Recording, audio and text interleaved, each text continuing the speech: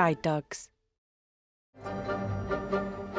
Since 1931, Guide Dogs has been creating life-changing partnerships between people with sight loss and expertly trained dogs. I've never had a guide dog before. Hermes is my first guide dog. Honestly, it was love at first sight. I've gone from sitting in the house waiting for somebody to knock a door or phoning people to being outdoors again, and that's a big relief. It makes a hell of a difference to a person who got sight loss. But how do these amazing dogs go from playful pups to powerful partnerships? Who are the people that help raise and train our iconic dogs? What difference do they make to someone's life? You know, you get her harness out and she's there, wanting to go, can't wait to get to work now. Wouldn't be without her.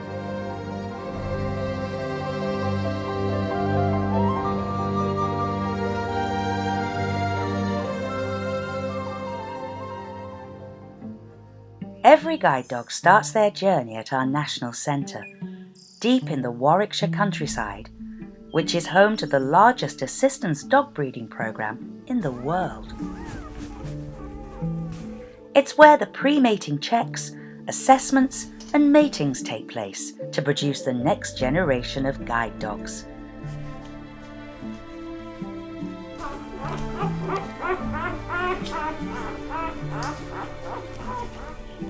Our guide dog breeds include Labrador Retrievers, Golden Retrievers, German Shepherds and crossbreeds. The reason we use those breeds is that they tend to exhibit behaviours and traits that are useful for guide dogs. So we want a dog that's a particular size, fits the harness, relates well to the guide dog owner. Those particular breeds display those behaviours, those traits, those temperaments that make them particularly suitable to being guide dogs.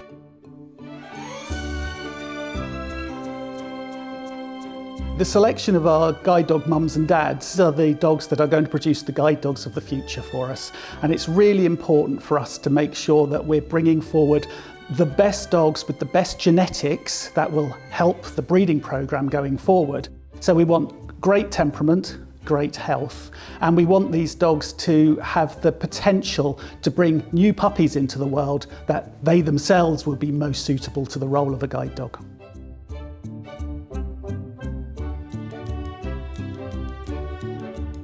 Prior to becoming breeding dogs, they'll have screening for things like hip dysplasia, which involves taking x-rays and checking the conditions of those joints to check that there's no disease there. When our guide dog mums-to-be come into season, they come into the National Centre here for veterinary checks to make sure that they're healthy and in tip-top condition. We look at hormone testing to see when they're ovulating and when they're most receptive for mating, and that gives us the better chance of success for conception and also to maximise litter size. For the guide dog dads, they have regular fertility checks to show that they're fertile, looking at sperm counts, number of live sperm to check that they are healthy and they are going to be successful in mating.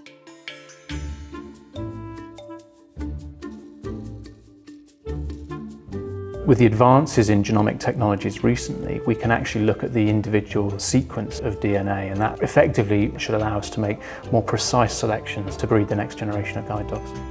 In terms of behaviour and temperament, we're tending to try and look for robust dogs that are pretty calm, pretty responsive to training and good at learning, but we do want to try and maintain a little bit of variation because not every guide dog owner is the same. So some might want a dog that's a bit more outgoing, some might want a dog that's a bit more reticent. So we have to be mindful of trying to maintain some of that variation while also trying to select for things that we want across the board.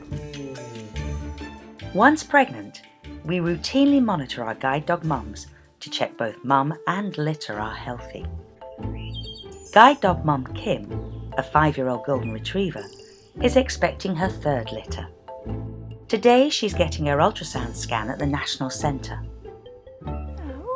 We scan our guide dog mums generally around halfway through pregnancy, so it works out at around 4 weeks and a couple of days into their gestation, that's their pregnancy. That's the best time to scan. And it's the best time actually to count numbers. The reason that we do it at 4 weeks is that the little embryos are big enough to see now. They're not too big that they would sort of overcrowd each other, so we can look at them individually. So we start by clipping just a little bit of hair from her abdomen, which we've already done. We've cleaned it all down. And this is just so that you can get a good contact with the probe on the scanner. It's fairly accurate. What we're looking for is in black spherical shapes, really, that's what they look like, which indicate the start of life, really. That will give an indication of how many puppies we're likely to expect. And there you will see the first little embryo. It's only around 2 centimetres big at the moment, so still very small. Okay, so that looks like a nice healthy puppy.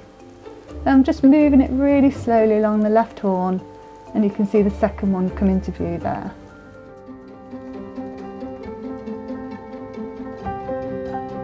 Our guide dog mums and dads are all looked after out in our breeding dog volunteers' homes. It's a really, really good setup. Dogs live there with their volunteers for the duration of their career and beyond.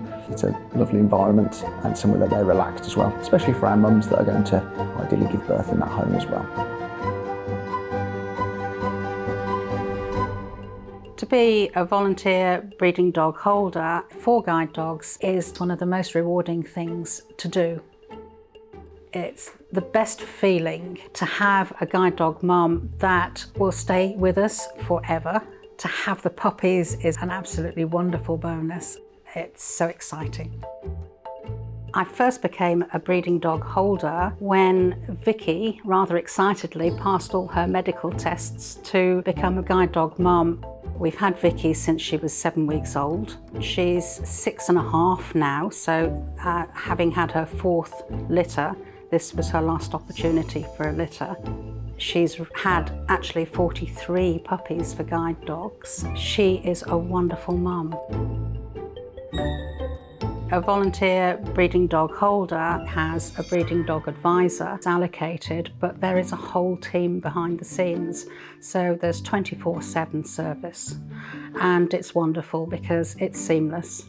We can phone at any time and speak to anyone that we need to. It's quite an intense period. I'm probably around for 11 weeks off from when I scan them and I confirm pregnancy. I'll be seeing them every week right up until the puppies leave their home and I take them into the National Centre. Guide dogs are very, very good. We provide pretty much 99% of all the equipment that volunteers will need for giving birth and for rearing a litter and for pregnancy. So things like disinfectant, cleaning materials, the bed that the mum will give birth in, extensions to the panels for when the pups grow so they've got more space. We'll provide toys, the correct diet, anything else really that the holders may need for that journey really. After a 2-month pregnancy, it's time for the next generation of life changers to be born. That's it, that was a big push, well done.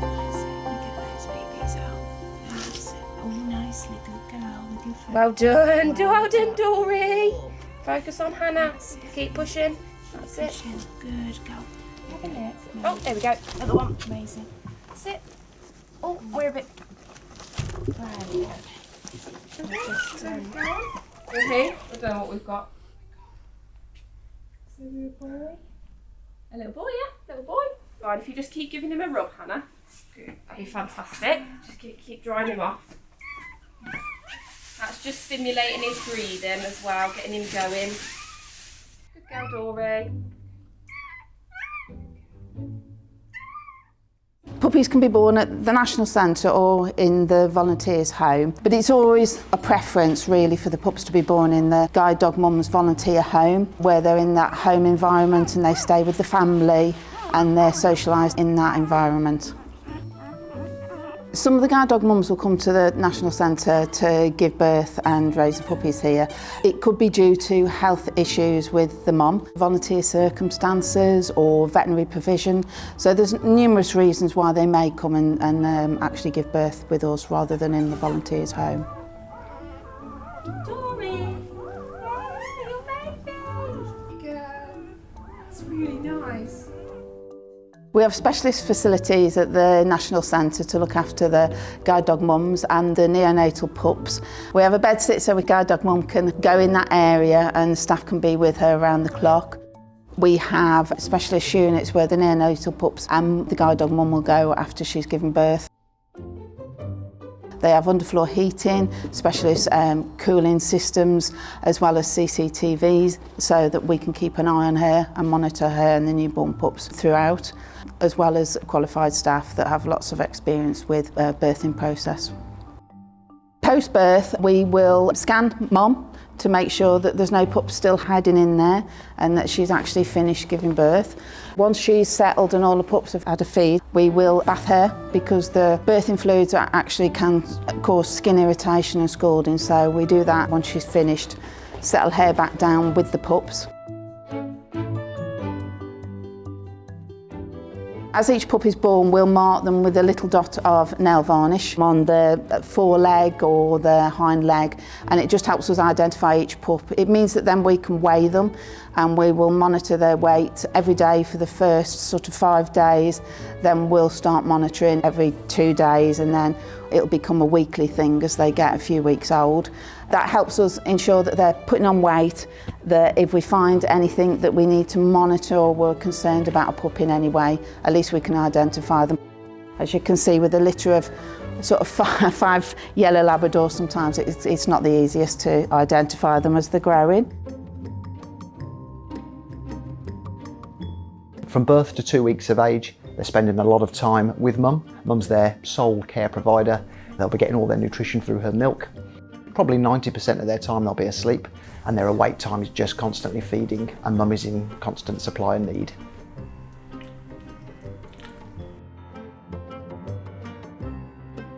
Some of them start to walk from 2 weeks, very tottering about, and that's a miracle, and you just want, again, to watch them 24/7. It's just so beautiful to see them doing it.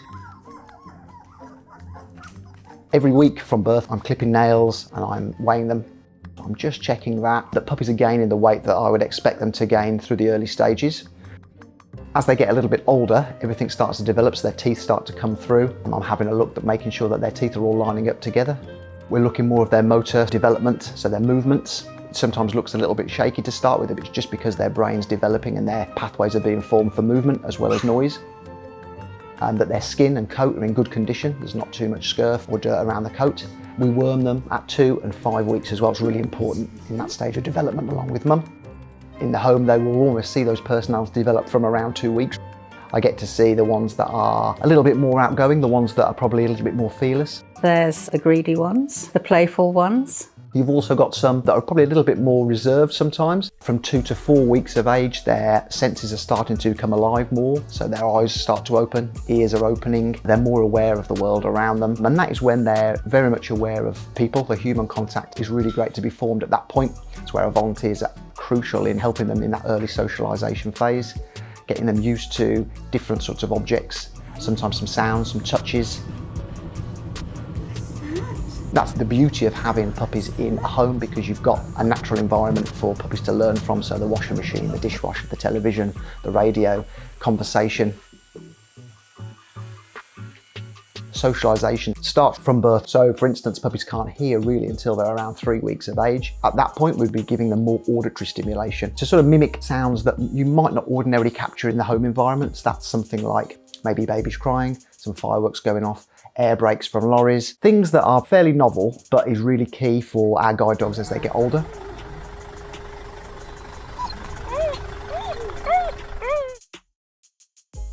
So what the idea behind that is that we put it in their subconscious on a low level. So when they experience those sounds again in their working life, they haven't got that fear response. You know, they're thinking, okay, I know what that is. This is fine. It reminds me of being in a nice environment at home. And it really works well, and it helps their socialisation greatly. At just over 7 weeks, once the puppies have grown and started to get to know the world around them, they'll leave home to begin their journeys. When the puppies leave us, it is such an emotional day. I can feel myself thinking about that now. It's also a big milestone, so that Vicky knows she's not upset by it. She sees them and say goodbye to them. She knows they're going, and then she can move on. We can all move on, and we can get the house back to normal.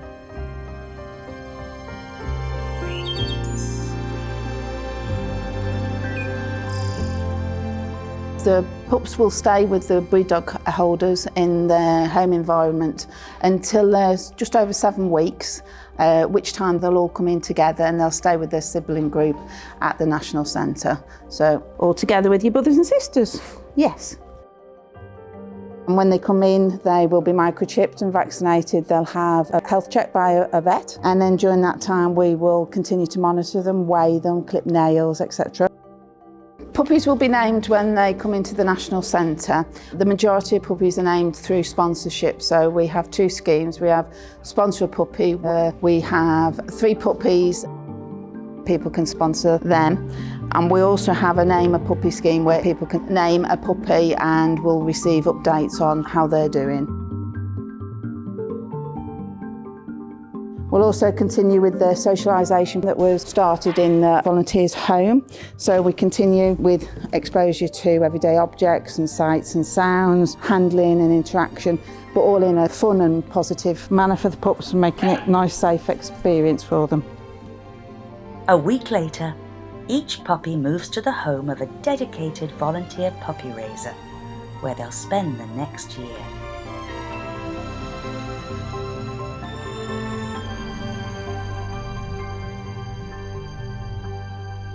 To me, to be a puppy raiser, it's doing something that's going to help somebody in the future. I mean, seeing guide dogs out and about and being involved in training a puppy from a young age to actually being a working guide dog. And I think it's a really special thing to be involved in. Vera's now 9 weeks old. She's actually the grand pup of our first puppy that we raised. So we have Poppy, who's the grandma, then we've got Riley, who's the mummy, and then Vera is the little puppy that we have. And she's a black golden retriever lab. There was a lot of excitement when Vera came to our house, and she's settled in beautifully.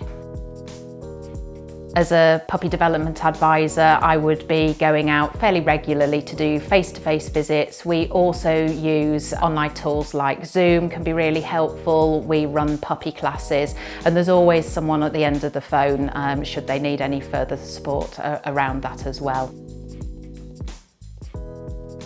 When Vera arrived, she came with different types of leads for the age of the puppy, different size collars, the medication that's needed for all the worming, flea treatments. There's a grooming kit in there as well, because later on you'll be taught how to groom the puppy, and the details for ordering all their puppy food. In this first few weeks of raising a puppy, really the importance is introducing them gradually to all of those things that they're going to be doing a lot later on. We're looking at the association of putting a vocal cue with the toilet training, because it's going to be really important for the dogs to know that later down the line. We're also making sure that she's positively introduced to the equipment that she's going to be wearing as well. So that collar, we want her to be nice and still while that collar's going on, and happy with that approaching her. One way of introducing novel situations and items once the puppy's settled is actually by placing different things around the home or in the garden, and just allowing puppy the time to go and explore and investigate those in its own time, and also being rewarded for coming back to the handler at that time as well. So the next step on the journey after this first few weeks will be developing and building on what we've introduced at this stage. So that will be the puppy going further afield, so starting to walk on the lead, starting to see all of the things out there in the environment that they've not been used to, and then gradually building up to those other different environments.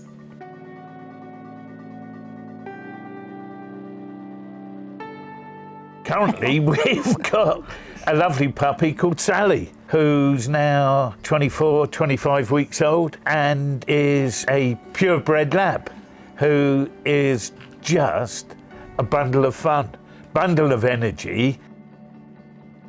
Being a puppy raiser for us involves a dog joining our life and staying with us and involving them in all aspects of family life. When we go out, they go out. When we go on public transport, they go on public transport. And it's just like having a really good family pet, but with a plus that there are some additional things that as a guide dog puppy, they need to be skilled at. Kind of between 12 and 14 weeks, that's when their mind is like a sponge, and they're starting to show a lot more of their character and can sometimes be a little bit cheeky in different environments. When Sally first came into our home, she was the best behaved little puppy I'd ever seen. I was shocked. She's brilliant. When they're about 5 to 6 months, they can start showing a little bit more of awareness of things. So at this age, it's building their confidence, keep working on that, and just building on the basics that they might have learned. So when they're puppies, we might have introduced a sit. Now when they're about 5 to 6 months, we might be introducing a sit with holding that duration, so how long they hold that sit for. So we introduce the puppy jacket when the puppy is around 5 months. When the puppy's 6 months, they can start wearing the puppy jacket. So we'll start off with just some associations in the home, and then over that duration of the month, we then get the puppy confident and happy wearing the jacket as well. So they're not mouthing at it, they're not chewing it, they're just going to show a nice relaxed body. Sally has been going on free runs since she was about 17 weeks. We led her off the lead in the field. Her recall's fantastic. We have no problems with her at all. She'll sort of turn around in mid-air practically to come back. She's great.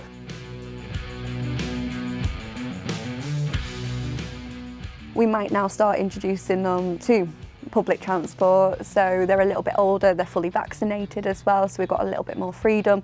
Also, they've got more energy, so we can spend a little bit more time out and about with them before they get too tired.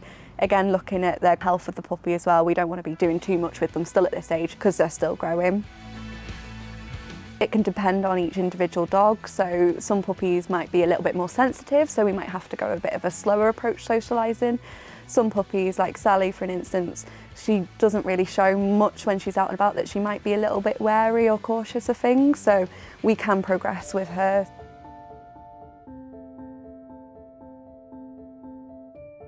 Oh gosh, it means a lot to us. But then it's giving something back. It's a feeling of contributing, really. Never had a dog. All of a sudden, I've got 3 of them in my house. I mean, that's how lovely it is to be involved in it. You see the puppies growing, you get involved with the charity. It's just like, I can't believe it. All our boys have been through uni. And that's the feeling. And that is the feeling you get where, you know, that they've got somebody and them changing this person's life for years. For that year, it's worth every single tear when they go. It really is. Immeasurable fun. We have a look at the temperament of the dog. We look at the environment that it's been exposed to, if there's any more training needs. And assuming they're progressing as they should be progressing, they will then be going on to their further training at one of the Guide Dogs regional training centres. Guide Dogs has 8 regional centres across the UK, where our dogs begin their formal training and continue to build strong relationships with the people around them. We utilise positive reinforcement training.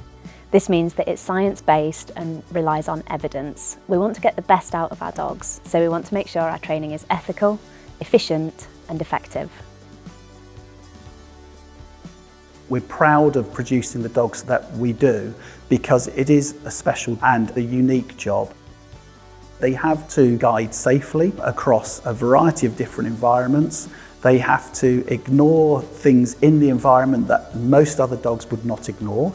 Is not an easy job, and we have to make sure that the dogs that we provide to do that job are both capable of doing that job, but importantly, their welfare won't be compromised.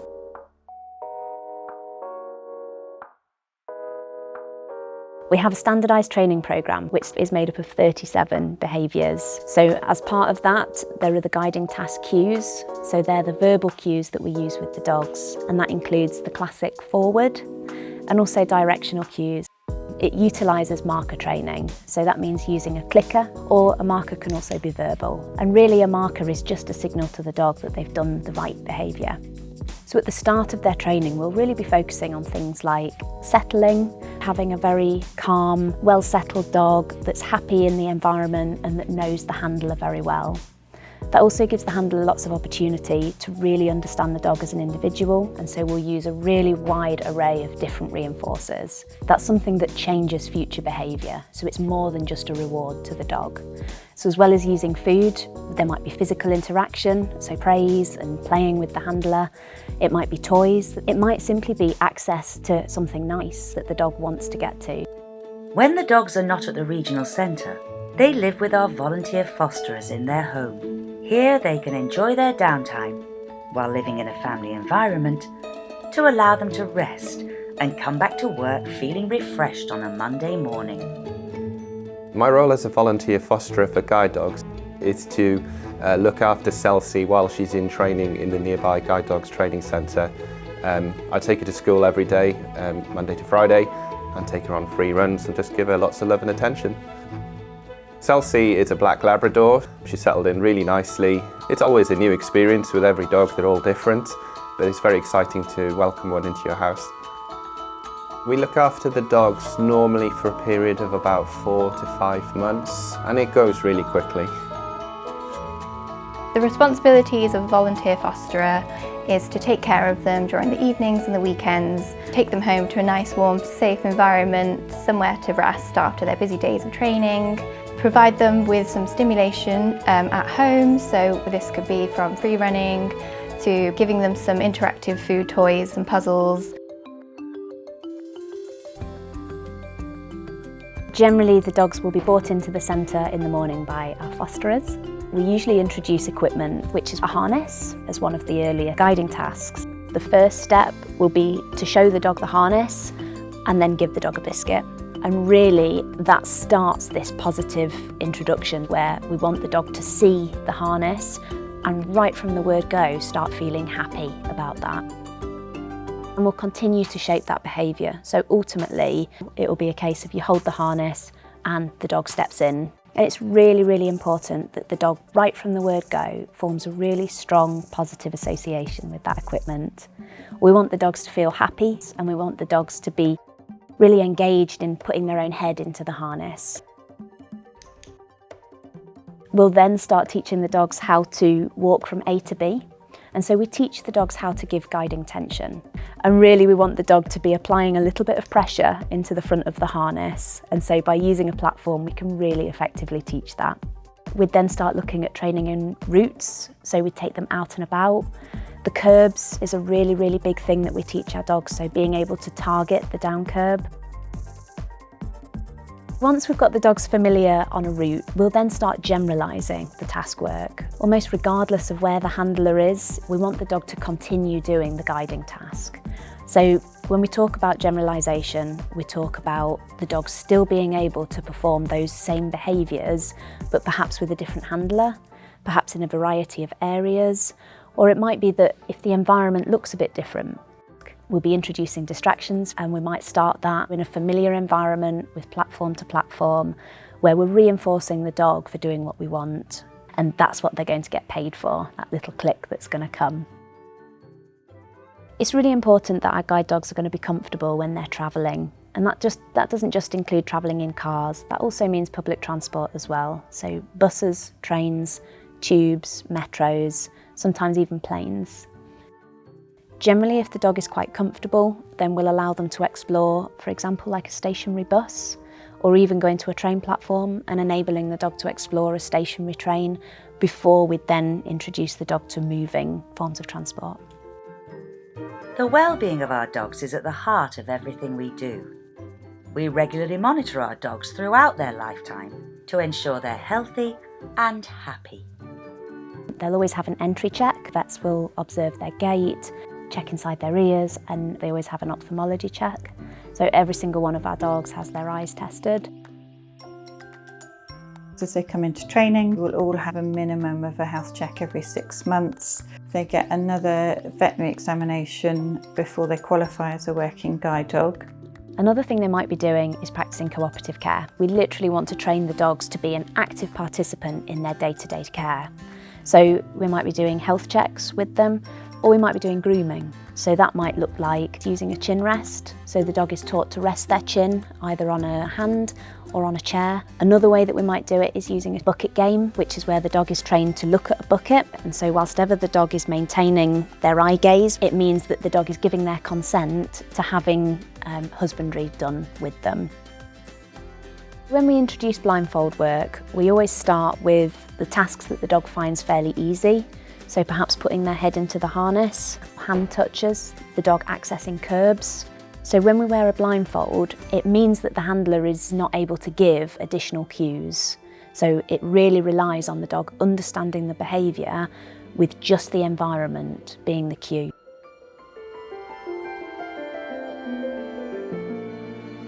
It's really important that our dogs have downtime when they're here as well, so we want to be able to give them opportunity to sleep during the day. One of the reasons that's really important is because of something called latent learning. So after a dog has done some training, ideally we want them to be able to sleep, and that really, really helps to consolidate their learning.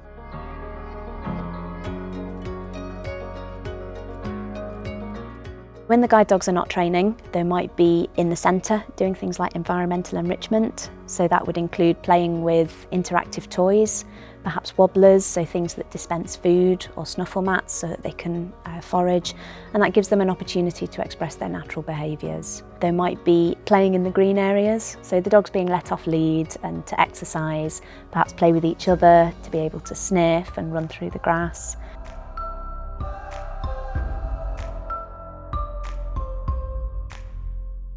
So through the week Bumble goes into training, and then when she comes back she comes home and then she chills, and she's just a dog having a nice relaxing evening. And then at weekend, when we have her for all weekend, then we go out, and that's when we do the free running.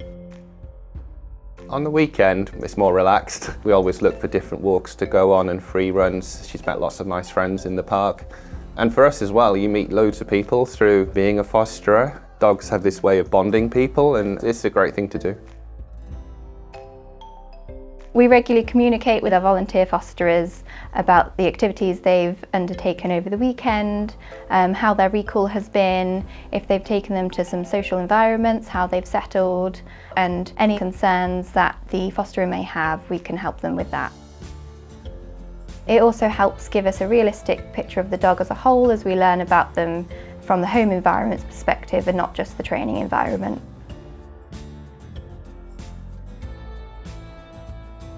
We go everywhere really. Once the dog qualifies, it will have hopefully had a lot of different experiences that will allow her to progress. The most rewarding aspect of the role is being part of the overall achievement, I think, of seeing a dog through its journey. The puppy raisers have played a huge part, the fosterers, the trainers. When we took our first dog, Carly, back to the centre to go with a lady who'd been matched for the dog, I had a tear in my eye because it was very difficult parting with her, but our guide dog handler phoned us up about a month later and said, "I'm with this lady, I'm with Carly, and Carly's just passed with flying colours." And after that we just thought, yes. It doesn't matter how much it hurts us, we're giving somebody independence. Somebody's going to have a really lovely companion, and that's what it's all about.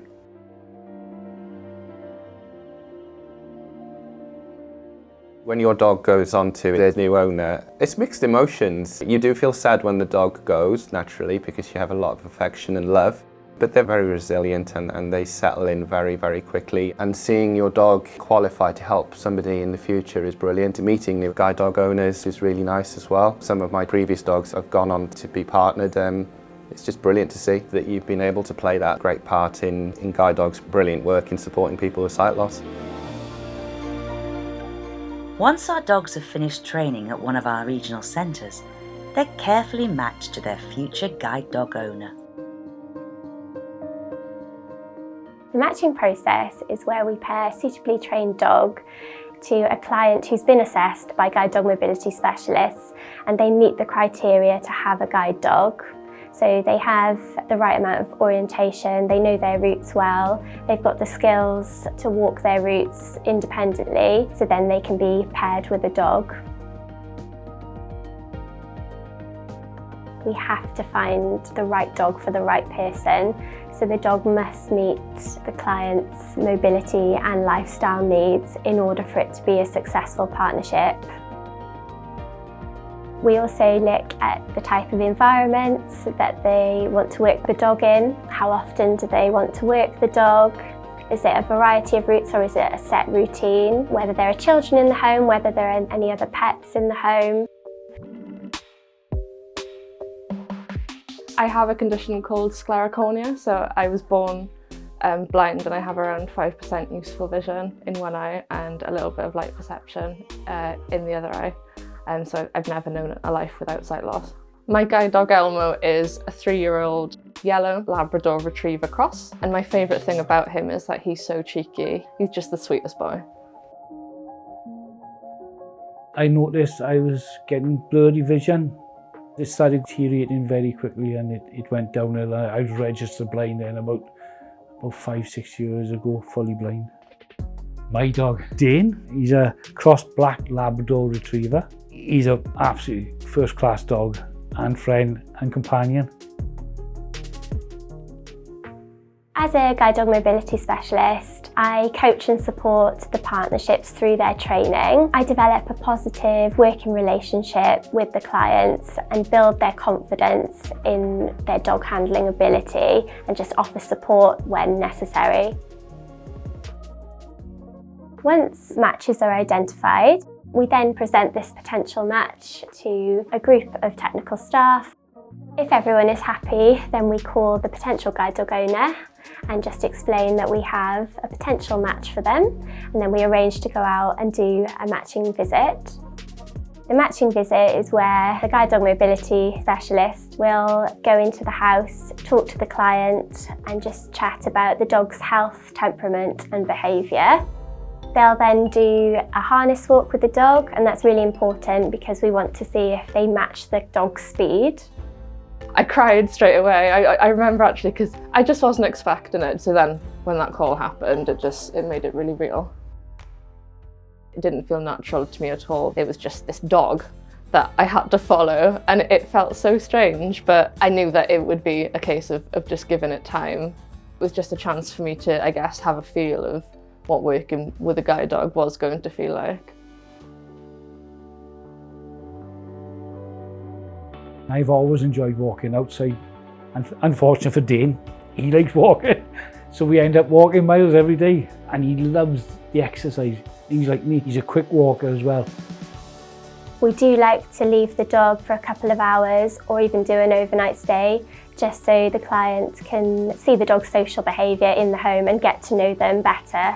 So if everyone's happy, we then contact the guide dog owner and let them know it's a yes from us, so you can be matched with this dog. After this, we start class training. We do it at the hotel in a group setting, which is so important for the future partnership, just because we're teaching the clients the skills necessary to work with their guide dog and to care for the guide dog. And it will also set them up so they can learn new routes and learn skills to problem solve. It's really valuable for the client to have one-on-one time to actually get to know the dog. We start with the clients learning core skills, so that's the first 2 weeks, and this happens in a group setting. So go through the guiding tasks, how to care for the dog, cooperative care behaviours. We also cover turns, how to use equipment, giving directional cues in harness, also locating objectives, so we'll go over obstacle avoidance, off-curb obstacles, we'll do traffic sessions, use of food and food delivery, and because they use so much food, it starts to develop a bit of a relationship between the client and the dog. I actually really love the fact that he's got some quirks that make him really unique. It took a lot of work to really build our working partnership up, and I really enjoyed that challenge. Following that is the 3 weeks of development training from the clients' homes. So the clients take the skills learnt at the hotel and then apply these to the routes at home. And it's great for them to practice that by themselves during the 3-week period. So then if any issues come up, the guide dog mobility specialist can then go over little bits with them and they can problem solve together. So then eventually the partnership will be doing a route independently. It was an intense 5 weeks, and during that time I learned how to care for Elmo, I learned how to work him. I spent a lot of time bonding with him and learning about him too and his personality. He loves to work, and that was really, really positive for me to see. So during class, it is important that the guide dog mobility specialist, the client and the dog all work together in order for the partnership to be successful. The guide dog mobility specialist was brilliant. I was a little bit worried to start with because it's quite full on, but we got on really well and they were really supportive throughout the training and beyond. The guide dog mobility specialists are brilliant. They know their dogs and they know the clients that's going to take on the dog. I did come away from it feeling like I had a really good foundation to build on for the future and the skills that I needed. Good boy. He's already opened up the world to me in a way that I didn't know was possible. I've gone from sitting in the house waiting for somebody to knock a door or phoning people to being outdoors again. And that's a big relief. It makes a hell of a difference to a person who got sight loss. Partnership qualification is determined when all the objectives have been covered from the class training programme. Once the partnership has then qualified, they'll have a period of time where they'll practice their routes independently. Then we book in an aftercare visit for 4 weeks after qualification just to check their progress. But if the clients have any issues, they can just contact us and we can organise a visit. Being partnered with a guide dog can have a truly life-changing impact on a person's life. Rhiannon is now partnered with her third guide dog, Bailey. I have been a guide dog owner for over 20 years now, and I am Professor of Health Economics at Bangor University.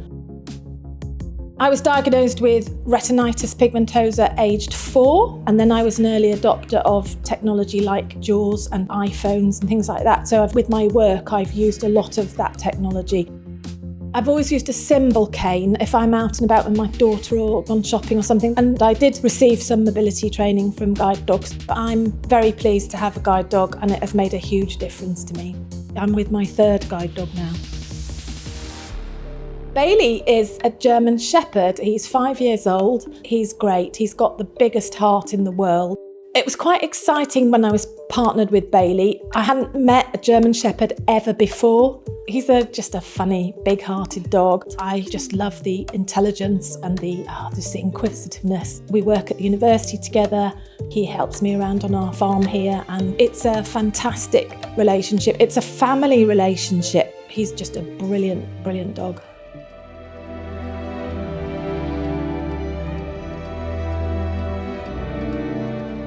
I had always had somebody's arm to go on, always had my mum or my husband, and to suddenly have to trust a dog, and you're meant to be in charge because you're meant to know the routes, aren't you, and the dog's in a strange place, so it does take a while, and having to do it by yourself for the first time, it was frightening. It must be a good 30 years now since I've lost my sight. I had retinopathy, all to do with my diabetes. It caused glaucoma as well, so I lost my sight very, very, very quickly. Winter is a Labrador Cross Retriever. She was born in 2019. She's an absolute little cracker. Oh, she's absolutely lovely. And you get her harness out and she's there, wanting to go, can't wait to get to work now. Wouldn't be without her. I'd get really tired from travelling and walking just because of how much of a mental strain it was navigating streets and transport. Even when I take my cane, I'd be really scared to ask for a seat. Even though I knew it was the right thing to have a seat and make my life a lot easier, I just wouldn't do it. And I didn't feel like I was actually enjoying the moments in my life. I was having my own identity crisis. I genuinely feel like I had my moments and I was just really, really sad and just couldn't really, cope.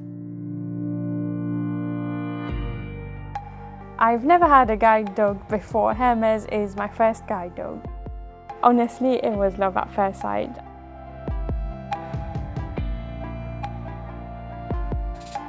I try and get out every single day because I think the more she works, the more she gets used to the routes, the more she gets used to me.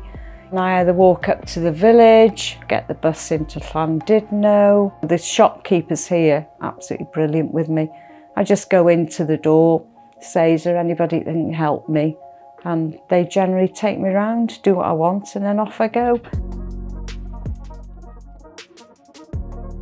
Before, I'd have to wait for my mother to come up for me. So yeah, it's a big difference. I'm lucky I've got support. I see Mum more or less every day. I mean, Mum's 92 and she's still running around after me, bless her. I think I've been really fortunate to have a really great career in academia, and I have done that by having a guide dog. I could go to conferences independently, teach my classes and call on my mum. I work my dog every day, and then he has a free run 3 times a week with my neighbour. He has a huge, great beach run, and for a big dog like Bailey, it's really important he has his downtime. Having a guide dog means that I can really stride out and get good exercise. I walk over the bridge with Bailey, which is wonderful. I get the lovely feeling of the morning, walking to work. I really appreciate that more than anything, actually, is that ability to walk quite fast with my dog. And that's really important because I can develop as a person, and even when things are getting more difficult, which they do with degenerative sight loss, it gets more and more difficult. But I have this wonderful friend with me. It's brilliant. Now that I have Hermes, my life's changed so much because he does the hard bit of navigating around people and obstacles and going around the streets in London. He's taken away so much of the visual strain for me that when I get to my destination, whether it's going out with my friends or to restaurants or doing a kung fu class, whatever it is, I have so much energy because I've not been worn out from the journey itself. The training doesn't stop at the door when you leave the class. You carry on training and teaching each other and supporting the dog.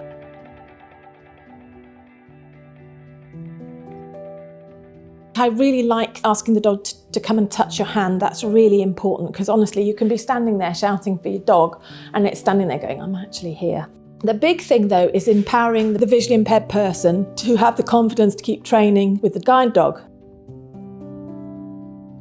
The equipment and support that we get is the harness and the lead and vet fees, so the dog has a checkup every 6 months. And one of the most important things is the food for the guide dog, because guide dogs don't want any financial barriers to anybody to be able to have a guide dog. So that is a substantial amount of support provided.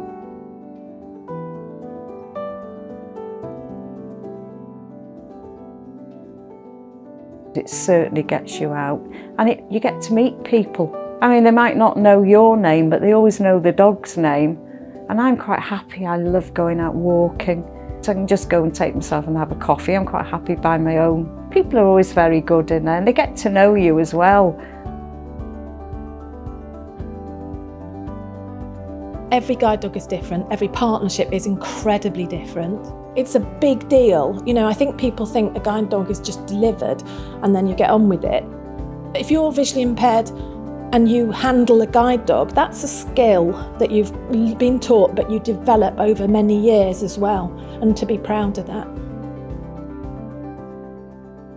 Hermes has helped me feel more confident and has helped me change how I feel about myself. To be able to speak up and stand up for inequality or something that feels unfair is quite powerful, and he's the reason for that.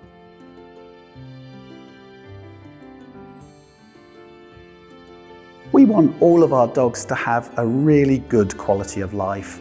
So it's important that we understand them as dogs, and then we will look to see where that dog is most suited. We're here to try and create wonderful guide dogs, but we can only produce confident, capable guide dogs if they're also happy and healthy, so that they'll work and perform at their best. Not all our dogs go on to become guide dogs.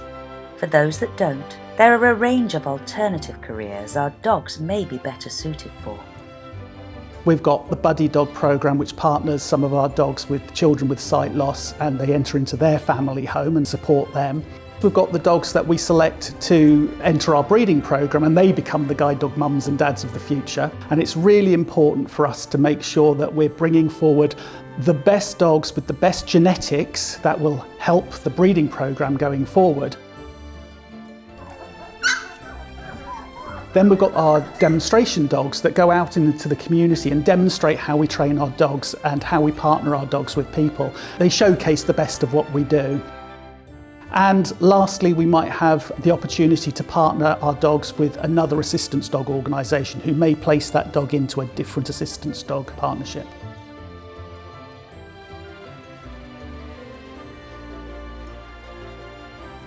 We've got the largest breeding programme of any working dog organisation in the world. We're always looking at diversifying our genetic pool, so that means that we work internationally with other guide dog providers. While all guide dogs are individuals, partnerships can typically last around 7 to 9 years. Eventually, it will be time for them to retire from their working role. With the creation of any guide dog partnership, in time this will inevitably lead to retirement. It's therefore important that we have an ongoing conversation over a long period of time to make sure that we have the best outcome for the future of them and their dogs.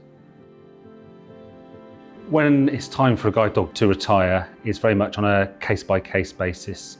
Sometimes the dog is actually indicating to us that it's perhaps time to consider retirement. It might be the guide dog owner that notices a change in the dog.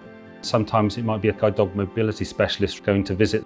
Also, there might be something that the local vet might pick up in terms of the dog's health that means that although the dog appears okay, actually physically there's a need to consider retirement sooner rather than later. As the dog ages, so once they get to 9 years and they're working, then they have more thorough enhanced health checks, so they're examined every 3 months.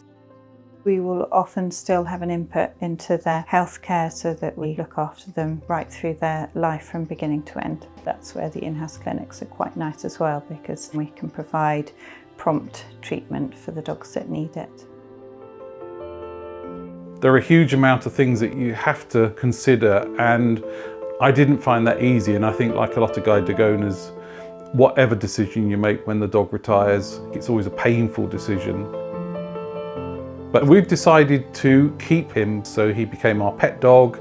We could still travel to work and take him with us, but when the new dog came along, the hardest bit is having that buddy with you for 7 or 8 years, and that wrench in changing my loyalty over to the new dog, but still having the retired guide dog around and feeling like, you know, I'm letting him down and I'm being disrespectful to him. The dogs do have an opportunity of a retirement and actually just to be a pet dog for the remainder of their life. The retirement period for a guide dog is just as important as its working life. Breck now spends his retirement sleeping quite a lot, so just a nice wander down to the recreation ground to play is great for him. And then we can go into the town and the coffee shop and sit in the square, and he's quite happy with that. Quite a lot of time I will be working him in his harness, and Jan and Breck will be walking behind me, and around the home they just bumble around together. So Jan looks after his health and veterinary needs. They both have their own personalities, and I think it's like going out with any friends and family. It's just having them and their own characters is fantastic. And I just think they're a family. It's nice to enjoy the things we all enjoy together. I've never lost the absolute power of having a dog that connects with a person in such a strong emotional way. Being able to get up in the morning and go out of your front door with your best mate beside you. It's a unique bond. They're both looking out for each other, and that's what the power of partnership's about. We've got such a strength in our volunteers who support us in fundraising, breeding and raising our puppies, that we're so pleased to have such support from the public to deliver our life-changing work. Just like we have changed a lot of what we do in terms of the way we train and raise our guide dogs, things are going to change in the future as well. Technology is changing all the time, and it's offering absolutely amazing advantages to people with sight loss. But there will be something about never being able to replace a guide dog. A guide dog is special. A guide dog is about relationships. A guide dog is a friend beside you every step of the journey that you make. And I think that is the power of a guide dog.